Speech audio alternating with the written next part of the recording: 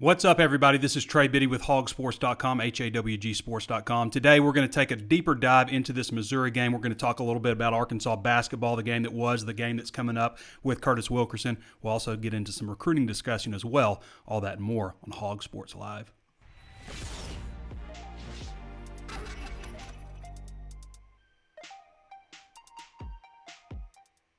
You like that ending? Live. Well, everybody, it's Missouri week, and we talked a little bit about the game coming up on Monday, but obviously we're going to take a little bit of a deeper dive.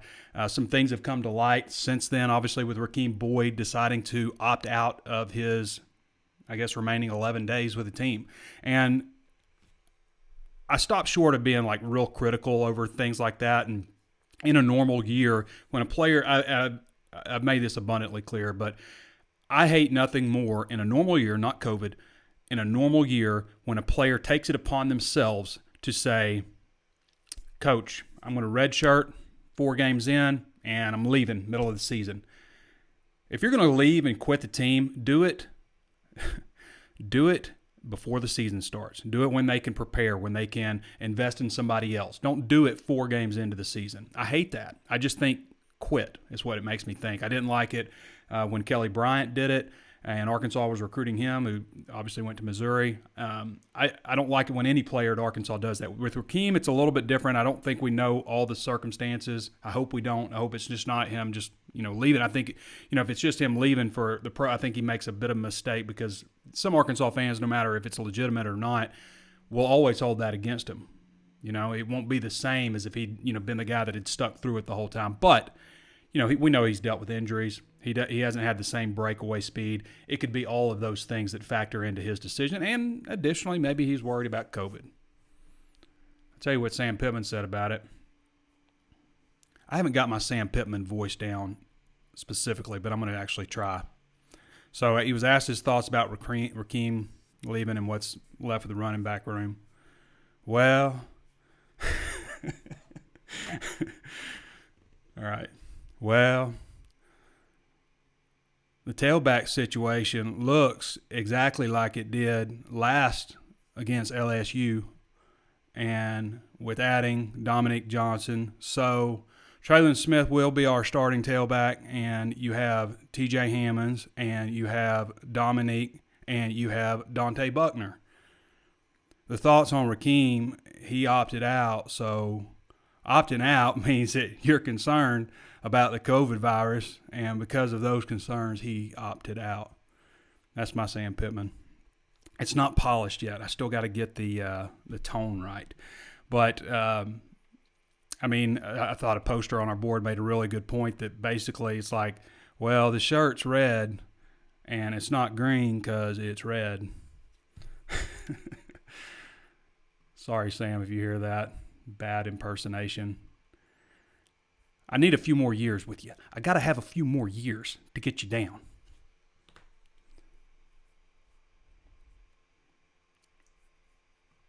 I could never do Brett Bielema because Brett's so deep. And Brett had an interesting comment. So Brett's been linked to some jobs, Southern Miss, that's popped up. I could try to do a Brett Bielema, but it's just like I wreck my voice trying to. It's almost like a wake up out of bed, super deep voice. So I'm not even going to try it. But this is what he says about being linked to several college jobs. I've had a history in college football, so I think that's always going to be out there. I'm sure you can hear a lot of things on the net that are true or untrue. Yes. You just kind of do your business, said Bielema. I keep Joe, his agent, abreast of anything that kind of comes my way. He's been great. Oh, no, excuse me, the owner, not the agent. He knew going into this job, going back to last year, certain things may come up on my radar, and that's been awesome. Ownership's been great. I don't think Brett Bielema's done being a head coach. Now, obviously, the situation at Arkansas with how much money he's owed, not owed, is up for debate. But I don't think he's done being a head coach. He looks good. Looks like he's dropped some pounds. Maybe got some things in order. So the game Saturday, 11 a.m., Saturday, December 5th, Farott Field. Did I say that right? I don't know if I've ever said that out loud. Memorial Stadium. Anyway, 11 o'clock, SEC Network. Last time I was there, it was cold, it was rainy, and Arkansas didn't want to be there. It was obvious. 38-0, whipping, spanking. According to ESPN FPI, Missouri has a 60.1% chance of beating Arkansas. Wonder what that would be like if Arkansas was the home team in this one. This one was supposed to be played at Arrowhead Stadium. Arkansas missed out on possibly the most beautiful schedule in the history of the program. And now knowing that maybe that they actually had the team to compete with that schedule, I mean, they still got a pretty sweet deal having 10 SEC games, but, Arkansas was going to go to, first of all, they were going to get not Georgia. Who was they were going to get Tennessee at home. I mean, they got all the teams at home that they were supposed to get, so that hasn't changed, okay? LSU, Ole Miss, Tennessee, and Alabama. But they were going to play in Arlington, and I know, but just think about the venue from this aspect. They were going to play in Arlington, okay? They were going to play at Notre Dame. They were going to play at Arrowhead and then have all those home games. That was the slate. Pretty sweet deal. It still ended up being pretty good.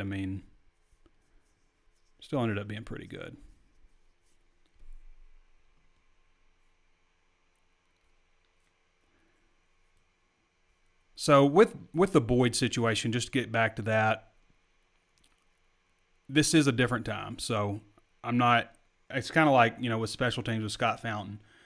People have been disappointed with the way special teams has gone this season, more than any other group, defense, offense, special teams, kind of how it's been. So I give Scott Fountain a pass this year just because I do feel like that a lot could be impacted due to coronavirus with moving players in and out, things of that nature. And, so I think he gets a pass. It's not like I'm not excited about it, but I think he gets a pass given his resume as a special teams coordinator. Pretty solid resume. So next year, all that gets thrown out. Hopefully COVID gets thrown out. His resume gets thrown out, and we can just fully judge him right away. I took the same stance with Kurt Anderson before I decided I'm not a fan. All right. Injuries for Missouri. They're down to 61 scholarship players right now. The only notable guys, however, that aren't available are backup quarterback Sean Robinson, who played last weekend in the blowout, and tight end Daniel Parker.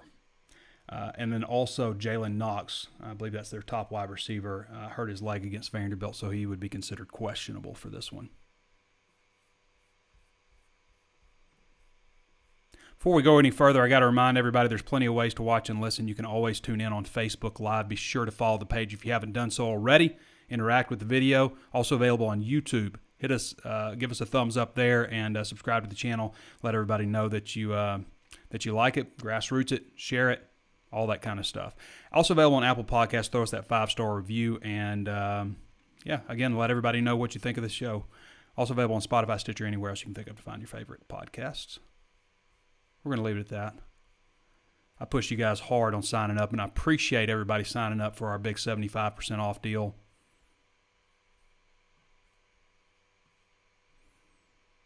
We were one of the top 10 sites in the network in new sign-ups, so proud of that. I like to be number one, but I'll take top 10, I guess.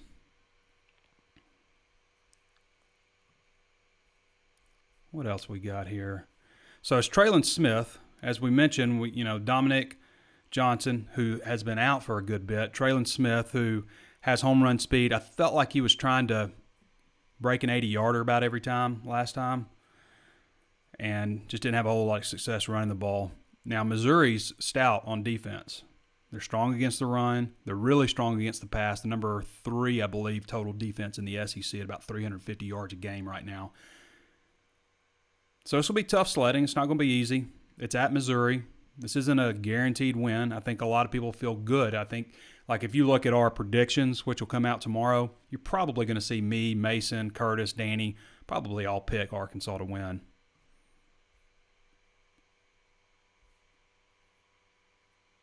Okay. I'm going to get to Curtis because he's got a press conference here in a little bit. We got Eric Musselman coming up, so he's got to get on for that. I've been teasing Curtis for a little bit on, teasing you all about Curtis, some of the stuff we have coming up down the line. Just know it's very close. We got some fun stuff. Curtis does a great job covering Razorback basketball for us. One of the reasons we added him, just felt like with everything Musselman was doing, we needed to add a real expert. Trey. Hey, Curtis, how you doing, man? Just talking you up really as I always do. I love it. So you were at the game last night. Yes. What were your initial impressions of the basketball team? I guess that's your third game, 3-0 right now, right? Yeah, 3 games in, 3-0. It hasn't been smooth sledding the entire time, but like Eric Musselman said last night, I mean, there are tons of ranked teams across the country that have been losing to some of these mid-majors and low majors and things like that. So if you're going to be a little bit sloppy in the early goings of the season, you like to do it in a win. Last night, I think for probably about the first 32, 33 minutes, it might be the best I've seen them look. I mean, they were pretty locked in defensively. Even the shots that, and UT Arlington's scrappy, even the shots that they were making were contested for the most part. I thought Arkansas executed pretty well. They cut down on their turnovers from the game before, but it kind of left a little bit of a sour taste in your mouth. Yeah. I know it did Coach Musselman. The final 8 minutes, they just went ice cold, and he's a little frustrated by that at the end. Connor Vanover's the best player on the team. Fight me. No, I can't. I mean, I have to agree. To put up 12 points in 12 minutes like that is impressive. That he just changes things so much with his ability to stretch the floor, obviously, as a shooter, and just being so tall. I mean, he doesn't have to be that strong of a guy to come down with the boards and things like that. And then, on the defensive end, on that back line, Coach Musselman referred to him as a goalie. And he's just hanging out back there in case things get by everyone else. And he's just a great rim protector. I mean, his ability. Why didn't we see him, though? Why didn't we see him at the end? Is it just Musselman trying to give different looks and stuff? Because I feel like maybe they would have gone ice cold if they'd had him back there. Yeah, he only played 12 minutes. Sure, and the problem is, and he talked about this after the game, and what teams are going to start doing is they're going to drag Vanover out on the perimeter and get him involved in the ball screens and the pick and roll. And that's something, obviously he's not the most fleet of foot, not the best at moving laterally, and he can't switch. And that poses some matchup problems. So it's still a work in progress. I mean, they put in some different looks to try to, maximize his ability to stay on the floor when teams do that. But it did hurt him last night. If he's not under the rim, he's not doing you a whole lot of good defensively. So that was the reasoning behind him only playing 12 minutes last night. Still would like to have seen him more. So if he's not the best player, it's Moses Moody or Jalen Tate. All three of those guys look solid. Note didn't really have a very good game, but really it kind of feels like, because we're looking for who's going to be the guy or the guys on this team, and it's kind of feeling like maybe that trio right now. And you never know what you get out of Desi Sills. He didn't have a great shooting night, but he brings that energy, which is really invaluable. Yeah, that's really true. Looking at it, I think Note is probably the guy who can create and make those plays offensively, kind of like Mason Jones. They're different players, but similar in the sense of being able to create off the bounce and things like that. But he is very streaky, and he's a little nonchalant. Coach Musselman talked about just wanting to get more of a sense of urgency from him on both ends, but he should be able to provide some punch off the bench. I think Moses Moody is the guy. Yeah. He's just so beyond his years, 6'6", he's long, he can shoot it. Obviously, last night he got himself going by making a high IQ play. I mean, they were running an inbounds, and he got a little backdoor cut and then rose up and dunked over the top of a defender and kind of brought the energy to the team. So he hasn't even been shooting it that well, but he's been the most consistent scorer on the team so far. I think he might be the guy. Yeah, I think that was his best effort too. I think he was kind of hunting his shot a little bit early on in the year. Definitely. Let's flip over to this football game. How are you seeing things play out? You've kind of put your focus more on the Missouri defense. I focus more on the Missouri offense. What are you seeing out of those guys? Nick Bolton, obviously the leader of that bunch. Yeah, no doubt. Nick Bolton's very good.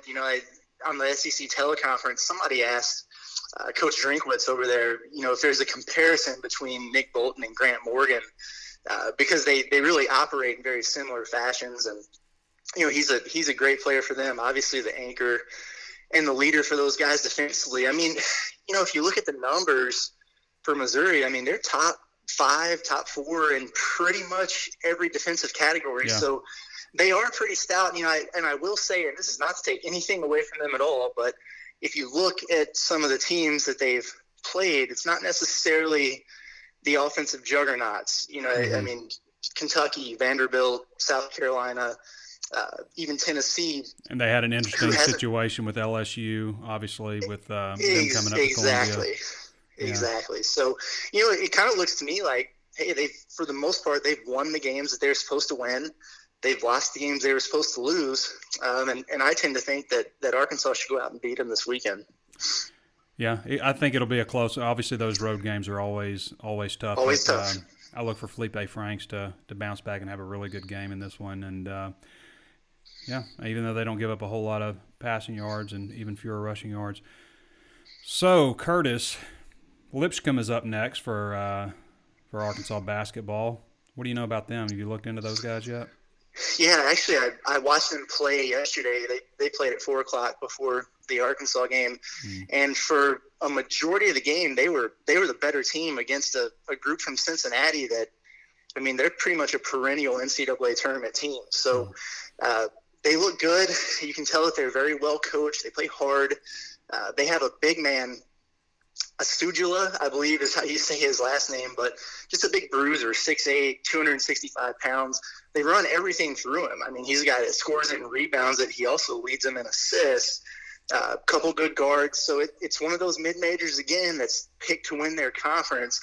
And the interesting thing about them, they've been playing pretty well, but they might be without their 2 best players. So they have an all-conference guard that's been out for the first 3 games, and they have a freshman, Tommy Murr, and I don't know where he was playing, but this kid scored almost 6,000 points in high school. And so they're expecting big things from him. You know, they thought that those 2 guys might be able to play against Cincinnati. I don't know if it's a quarantine issue or what, but they're 50-50 for this game against Arkansas. I don't know how that would change the dynamics of the game, but obviously if Arkansas is locked in defensively and they start making some of those easy shots around the rim on offense, they should be fine.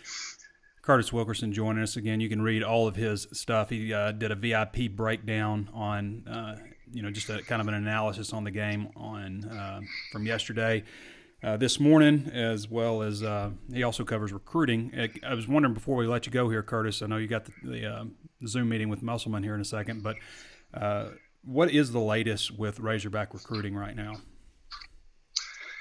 Yeah, they're pretty much done for the 2021 class. Trey Alexander was kind of the last big fish that they were on there. He chose to go to Auburn. And Musselman even alluded on National Signing Day that, outside of what they always do in that transfer portal, they don't plan on taking any more, transfers, junior college transfers or anyone from that class of 2021. So right. Sounds like he's going to wait it out for the portal, and guys are popping into that thing every day. They've already made contact with the guard from East Tennessee State who put his name in the portal. He's a guy who averaged 20 points per game. So we'll see if anything happens there. And then they're putting heavy focus on that 2022 class. And I know there's a lot of guys in that state of Arkansas that they're excited about, Darian Ford, Nick Smith, Khalil Ware.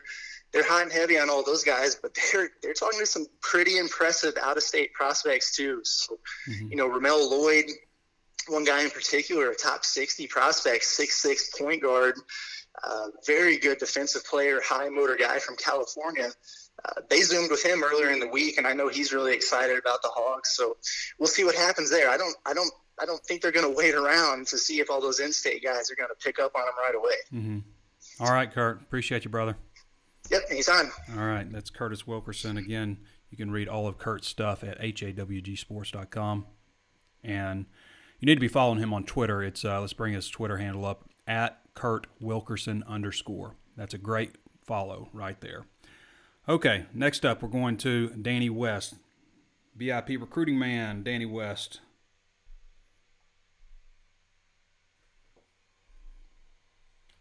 All right, here we go.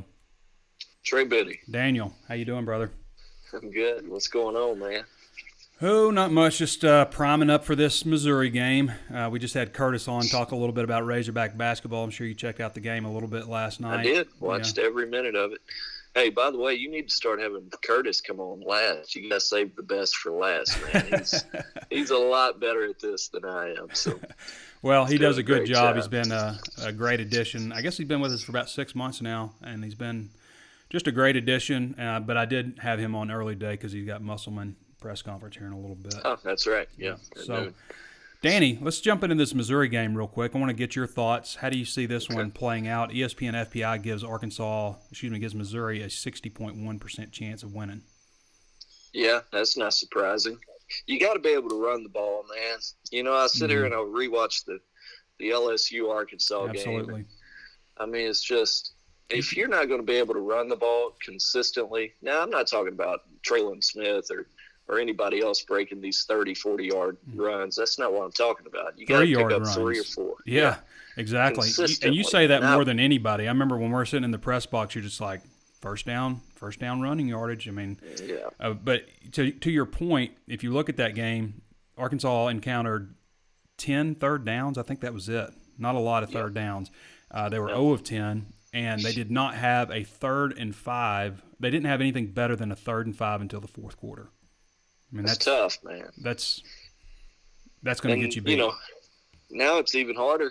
You don't have Boyd, obviously. I'm sure you talked about that, but regardless, forget about that. I mean, you're going against a really good defense. Missouri had the one game that really got away from them from a rush defense standpoint. That was against Tennessee. Tennessee got after them, I think, 232 yards, 4 or 5 rushing touchdowns. But that was a long time ago. I think that was week 2. And they've gotten a lot better against the run. Offensively, man, I watch them a little bit here and there, and they're just kind of confusing to me. I mean, for a team that I think they're 5th or 6th in total offense in the SEC, over 400 yards a game, but only putting up 24 points a game. I don't understand how Connor Bazelak has thrown for the yardage he's thrown for, but only has 5 touchdown passes. Exactly. It's so confusing. A lot of that comes down to where they're at in the turnover margin. I think they're 11th or 12th there in the conference. That's obviously not a good thing for them. But, you know, overall, man, it's a very evenly matched game, in my opinion. I think it comes down to the wire. I think both teams are really good in the red zone offensively, but obviously Arkansas leading the SEC in red zone defense. That's significant in my book. Arkansas being much better in the turnover margin, also significant. But again, man, I say it every time I come on your show, Trey, third downs. And it bit them last time out against LSU, going 0 for 10. And, you know, Missouri's much better on third downs on both sides of the ball. So I think it's going to be a close one. Like I said, very evenly matched. You know, I said prior to the season I had Arkansas beating them. You know, months ago, before all of the schedule change, I had them winning in Arrowhead Stadium, which is where this game was going to be. Yeah. But I'm still going to ride with them. Don't feel great about it. Probably a field goal separation here, but close game, I'll take Arkansas. You know, Danny, it wasn't like Tennessee was just running for like 70-yard. You know, it's not skewed. It's just they were constantly pounding at them pretty good. That's right. But like you said, nobody's really done that since then. You know, you mentioned third downs also. Meanwhile, while Arkansas is going 0 of 10, LSU's 12 of 23, which nobody's had close to 23 third down attempts against them, but they were constantly just, you know, picking up short yardage, putting themselves in position and matriculating the ball down the field, as they say. That's what they say. So, Danny, recruiting, what's up? Yeah. Well, I mean, here we are. It's crazy to me, but it's December 3rd. That puts you 13 days out from the first day of the early signing period. And, you know, to be honest with you, I wrote about it, I want to say yesterday, maybe the day before. It's just kind of drama-free and not a whole lot of stuff going on. The hay is pretty much in the barn, as they also say. So, I mean, you got 20 guys. You're just jinxing the hell out of this. That's what I'm trying to do, man. We need some excitement here. Now, you don't want Arkansas losing anybody. Yeah. Right. Yeah. But maybe you can shake it up a little bit. But obviously you got 20 guys, 21 counting the transfer, Jaquaylin Crawford. So, and you've got a shot here at Cameron Ball on December 16th. Yeah, it's kind of hard to shake it up too much when you don't have any, like, there's no secret visitors, you know, you can't have any of that kind of stuff. It's just kind of like, buddy, I think that's where you'd rather be this year. You know, I don't think you want a bunch of guys on the fringe. I saw a Mississippi State commit the other day. He came out with his top 5. Now think about what I just said there. Yeah, he's committed to Mississippi State, and he released his top 4 or 5. Arkansas was in it, and I was like, no, I don't see that one happening anyway. But the argument that I hate is when somebody commits and they say and they decommit. The word commitment just doesn't mean what it used to. Players have always decommitted, but you can be committed to your high school girlfriend, but that doesn't mean you don't break up with her at some point. Yeah. Like the first girl you meet and you start dating, Especially and she's your Sheridan, girlfriend, right? you got to marry her. Or commitment doesn't mean what it used to. Yeah. Anyway. Yeah, that's a whole nother segment, buddy. Yes, it is. Call me back after the show and we can talk about that one. Yes, it is. Hey, we've got a great pet peeve post, like on our message board, the Razor's Edge Premium Forum. Yeah. For those of you who know, we go off topic a lot of times too. It's not just Razorback talk, but the pet peeves thread that's going today is pretty solid. Yeah, I chimed in. Do you list yours yet? Yeah, I listed a couple. There were some things like my wife doesn't do this anymore, but she used to wake me up to tell me she couldn't sleep. And somebody had espresso, like when people say espresso instead of espresso. Yeah. Or people say whoosh, which I kind of like when people say whoosh. I'm going to go eat some squash. Yeah. Cedric Washington. Yep. Yeah. Hey, I sat there and I was listing all of mine last night, and then I felt like I could have gone the next 24 hours. You had a long post. Listing them. Yeah, and I was like, man, I'm one miserable sucker. I'm mad about everything. Let me get off this thing. Yeah, I hear you. Yeah. All right, Danny. Well, I think we pretty much wrapped it up there. Cool. So, I guess we'll look forward to your content on Saturday. Looking forward to the next couple of weeks, man. Hopefully Cameron Ball, if you're an Arkansas fan, you want to see that go in your direction because they put a lot of work in there. So he's the big one. Keep your eyes peeled for him. They could use another defensive tackle, and that's the 16th, right? So signing day. That's right. All right, so we're right around. We're right around the corner. And what's crazy about this too, Danny, is like a lot of these guys have never actually been to Arkansas's campus. It's wild. Yeah. It's wild. All right, brother. All right, man. All right. So for those of you who don't follow Danny on Twitter, you can follow him at DannyWest1. Or excuse me, we got to get that changed. He's now at DannyWest247. So I got to change this graphic. Thanks, Danny. All right. Just a couple more things I want to go over. We always do this 5 burning questions, keys to victory. Questions this week from Curtis are: what does Odom have in store for his former team? And this is a big deal. It feels like so many times when it's like a revenge opportunity or we're going to show you opportunity, Arkansas doesn't quite get it done. This is a big one. I mean, this school fired Barry Odom, the school that he went to. He knows all the players on the team, most of them. That's his defense out there in a lot of ways. There's a lot of continuity, with their defensive coordinator and all that stuff, but that's a great question. Like, what does Barry Odom have in store for his former team? How much of an impact is that all going to be? He's going to be up in the box. Will he come down afterwards? I assume he will and try to maybe talk to some of his former players. Can the quick strike Hogs sustain long drives offensively? Now, I remember, you guys remember when Mike Anderson was coaching against Missouri for the first time, and what's that short little fella's name who was coaching them and just they kind of tanked? And he ended up leaving to Tulsa. Anyway, he was acting like he was going to fight Mike Anderson at one point. Get out of here. Mike Anderson would have kicked his ass.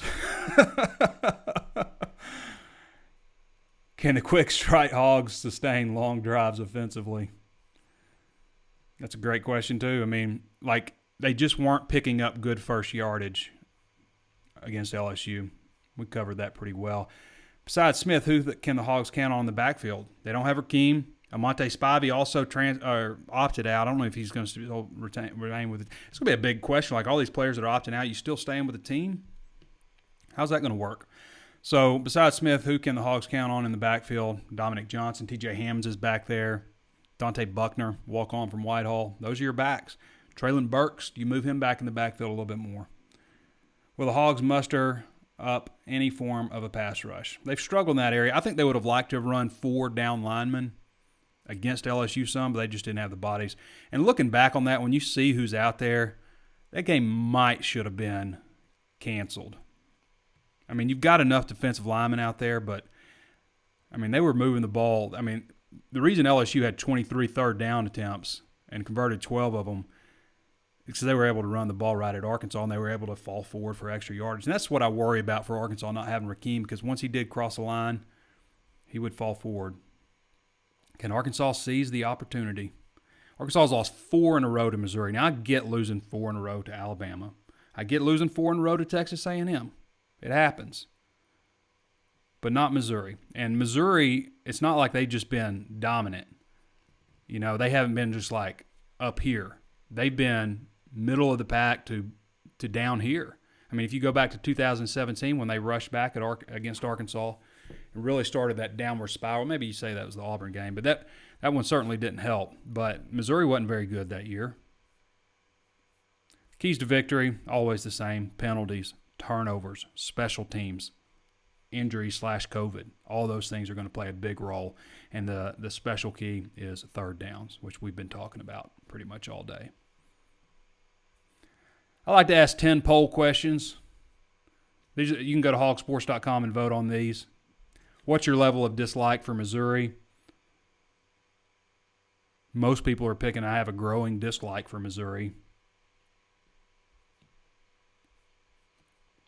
Who makes your blood boil? So I listed several players for Missouri.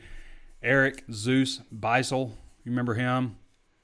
Arkansas might as well not even show up. And if they do show up, you know, they're going to get their butts kicked, all this stuff. Just talking so much trash and had no reason to talk trash. This is back in 2016. Had no reason to be talking any kind of trash. Missouri was not good that year either. They were especially not good that year. Maybe 17 they were okay. 16 they were not good. He had no business talking like that. And then, of course, Arkansas goes down there and they beat them. They beat Arkansas. So Eric Beisel, everybody was super ticked off with that guy. Jonathan Nance, 4 games. I'm a redshirt myself, and I'm transferring to your cross-divisional rival, Missouri. You got a lot of votes. Kelly Bryant, kind of struggling Arkansas along. The rumor is that one of the Arkansas coaches went up there for his final visit up to Carolina, where he lived, and he no-showed him. Akil Byers, that's kind of a tough one because Akil was never offered by Arkansas, but that was still one of the weirdest no-offer. I mean, he's a 4-star defensive tackle in Fayetteville. Committed to Alabama at one point, ended up signing with Missouri.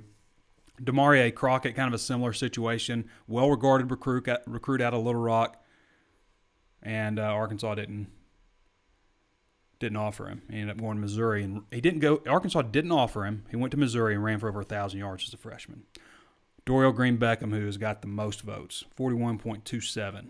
That could be for a lot of reasons, but it looked like Arkansas was in great shape. This is back in 2012. No. When was that? Yeah, 2000 and... Is that right? 2012? I guess he made the right decision because Bobby Petrino ended up getting in a wreck and ruining everything.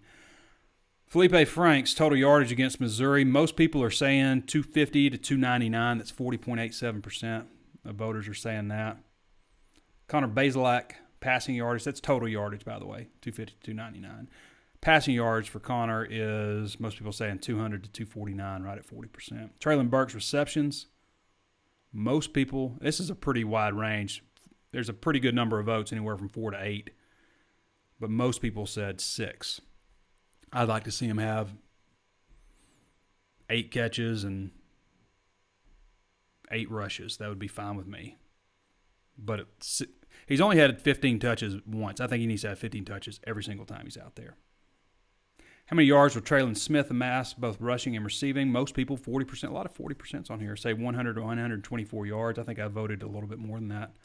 I think he could have a nice role and a nice little bit of a bounce-back game. Arkansas's best defensive player, not specifically about this game, but 43.93% say Jalen Catalon. Next most, Grant Morgan. After that, Jonathan Marshall. After that, Bumper Pool. And nobody's close after that. I asked which team do you dislike most. I listed all 13 of the other SEC teams and Texas. Texas only got 9.08% of the vote. Texas A&M actually got more, 18.49%, which is second. Auburn, 28.24% to lead as the most disliked team. Who's going to be the breakout player? 47.46% think TJ Hammonds is going to break out.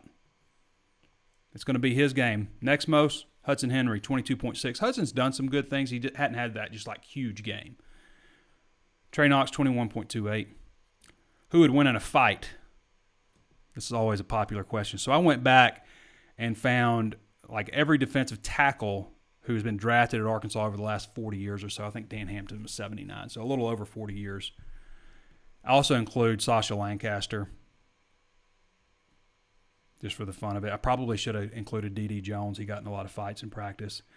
But the number one voter getter was Dan Hampton back in 1979. This was like as everybody like went back in time to their last year at Arkansas and met up in 2020 after they asked, like, why is everybody wearing a mask? You told them they had to be in a battle royal. Who's going to come out on top? So most people said Dan Hampton. The second most people said Jonathan Marshall, 29.98%. So those two were very close. The correct answer was Malcolm Shepard. Only 7.02% of people voted for Malcolm Shepard. But he's the correct answer here. He wins this fight. Marcus Harrison might win it too. But I'm going with Malcolm Shepard. I may even throw a dark horse candidate of Sasha. Who will win and by how much is the 11th bonus question.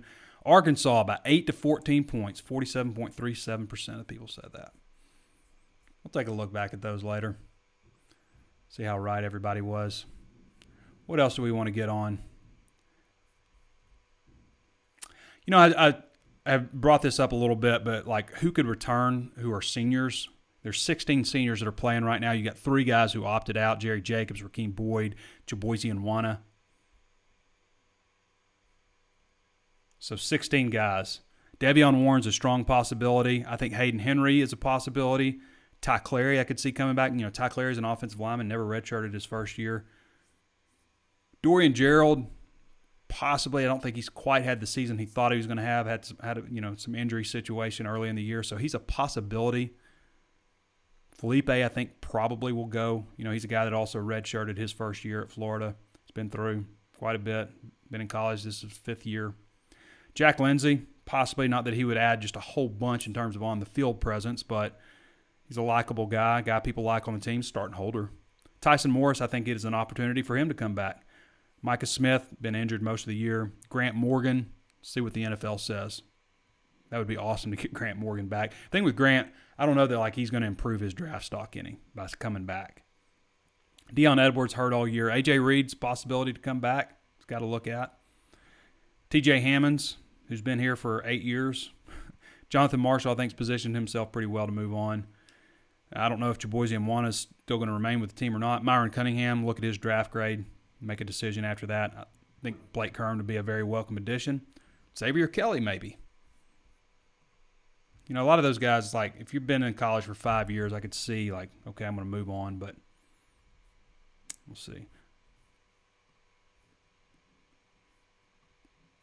Greg Sankey kind of ripped into the ACC a little bit. So this is an article from Riley Gates. SEC Commissioner Greg Sankey was critical of the ACC for canceling games this week that effectively ensured a Clemson-Notre Dame rematch in the ACC championship game. Sankey made his comments in an interview with CBS Sports that was posted Wednesday. I was surprised to see the announcement, Sankey told CBS Sports. It begs one question.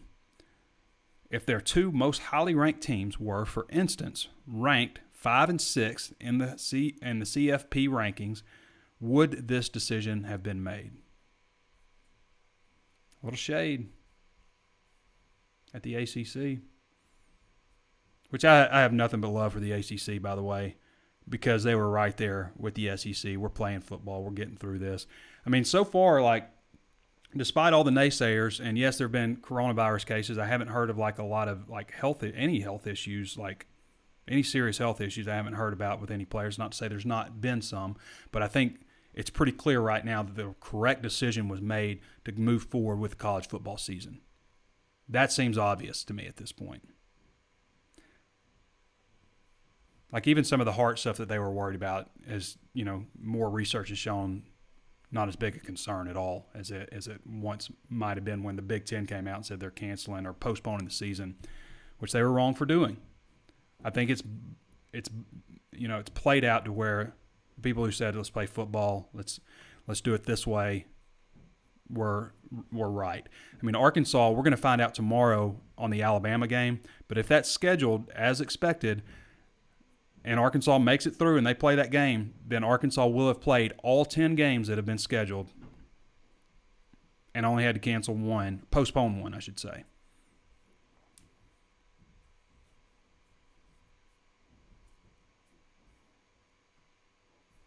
Be interesting to see what this thing looks like next year.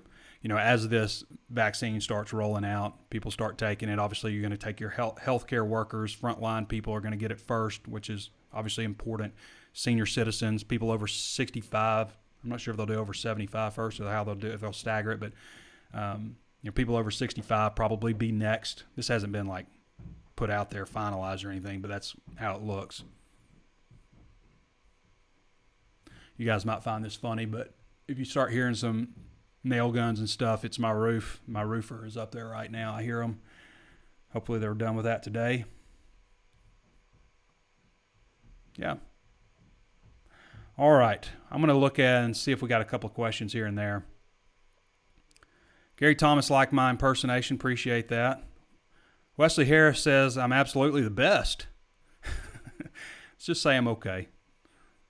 Scott McAddery says, are we playing Bama this year? We'll find out tomorrow, December 4th, when that game is scheduled, and it should be December 12th. Larry Bateman says, sad to see Boyd and his draft stock is very low, and you think you won't walk out into Razorback Stadium on senior day, which would be part of the most disappointing part of quitting. I agree. Obviously, you got to give the benefit of the doubt because of everything going around with COVID. And I think it's possible also that he's just been dealing with so much and wants to rehab. But I think he could have done that sticking with the team. I don't know. We don't know what all's going inside the program, but it's disappointing regardless. Anthony Tanner says Vanderbilt needs a coach. Larry Bateman said Southern Miss hired Tulane OC. Yeah. But he's been brought up with that game, with that team, been brought up with some other games. Chase Hogan Jones says, Trey Biddy. Sam Kerr says, it's hard not to be disappointed in Boyd walking away as a team captain. Not a normal out. I agree with you, and I think probably 75% of Razorback fans, if not more, feel like you, Sam. The only reason I hold back a little bit is because I know there are always things behind the scenes. There's always an injury or, maybe a real issue popped up, but 11 days, man, 11 days left. If Spivey keeps grades up, he could be Smith's backup. Yeah, we'll see what happens with Spivey. He's opted out. I don't know anything about his grades. Josh Garr says, I live in Emporia, Kansas, 100 miles west of Arrowhead. Was looking forward to that one. I was too. I've been to Arrowhead twice. The two times I went to Arrowhead, I went to see Darren McFadden his rookie year when he had a really good game. I think he ran for 157 yards or something, had a really good game. And then I went and saw Matt Jones also play with Jacksonville his rookie year. Those are the two times.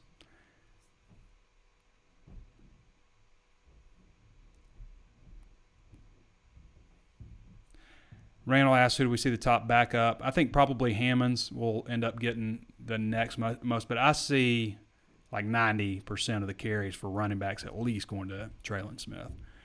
David Hayden said, I'll sign up this Monday. Okay, appreciate you, David. Odom Revenge, says Scott McAdry.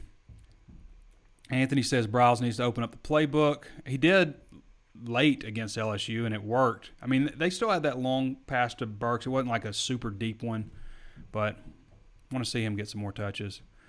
Yep, Hogs looked really sloppy in the second half. Absolutely. David says, didn't Spivey leave? That's getting really active. Y'all probably can't hear this. This one does a pretty good job of localizing the sound. Spivey opted out. I'm not sure. I don't know if he's going to return with the team. I can't remember. Maybe he did leave. I can't even remember. Seems like it's been a million years ago.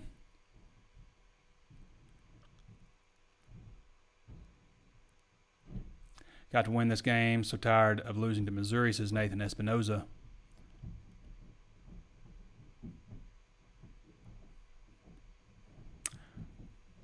All right. Griffin People says, do you think Kendall Briles will try to sustain drives for this game? We got wrecked in time of possession against LA. I don't think that they're going to change how they run offense. I mean, they're going to go fast. That's what they do. So,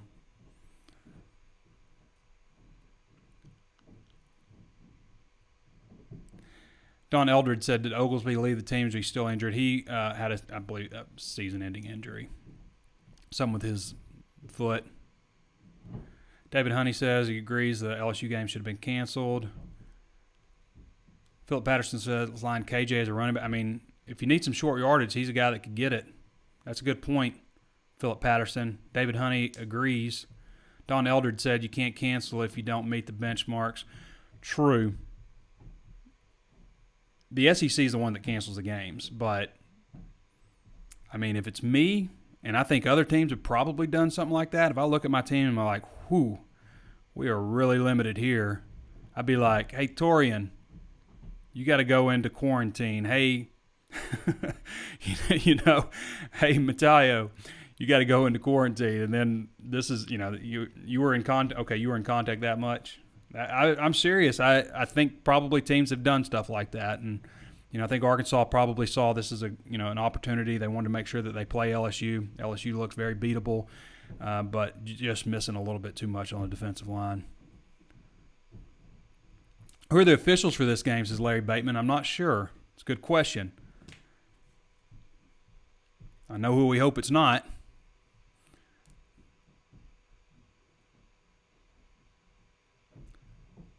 All right.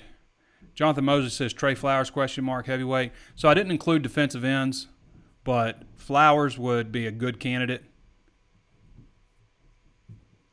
Dietrich Wise, Dietrich has the longest reach. Cliff Boyd says Mark Curl sucks. I can't disagree with that. You suck, Mark. What has happened to Trey Knox this year, says Dustin Hoofman. Trey he just never got off the ground. He just hadn't worked. Your roofer should be a special guest picker.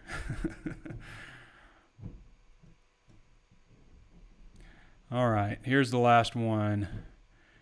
Derek Simpkins says, isn't it nice to head down the stretch, one, not worrying about who our next head coach is going to be, and two, wishing we were looking for a new head coach? It's been a while. It is. If you think about it, the last 3 years and going into this year, let's see, it'll be a different coach. So you got Bielema in 17, Morris in 18, Lunny in 19, and Pittman in 20. So each of the last 4 years, they'll have played a different coach. Well, there's plenty of ways to watch and listen, y'all. Pittman always says that. Well, to tell you the truth, there's plenty of ways to watch and listen. You can always tune in on Facebook Live, YouTube. Be sure to throw us a thumbs up if you haven't thrown us a thumbs up on YouTube on this video, and subscribe if you haven't. Subscribe to the channel. Most of the people who watch it aren't even subscribed. So subscribe, hit the notifications bell so you're notified anytime we upload new videos. Also available on Apple Podcasts. I always ask for that 5-star rating. Please throw us, if you like the content, throw us that 5-star rating. If you don't like it, then why are you even listening, right? And leave a review. Let people know what they can expect. It certainly helps. That helps more than anything. Throwing that rating, leaving a review, interacting with the video, letting other people know, sharing it, all that stuff helps. So we appreciate everybody for doing that. Once again, thank you so much to everybody that signed up for the 75% off deal. I know you're going to be pleased. The reaction we get from so many people is like, didn't know this was here, didn't know this was that. And of course, thank you to everybody who's been a longtime subscriber and supported this site along the way. Not able to do what we do without you guys. Also available on Spotify, Stitcher, anywhere else you can think of to find your favorite podcast. All right, everybody. Arkansas beats Missouri this Saturday. I'm calling it. It's been Trey Biddy with HawgSports.com. We'll catch you next time.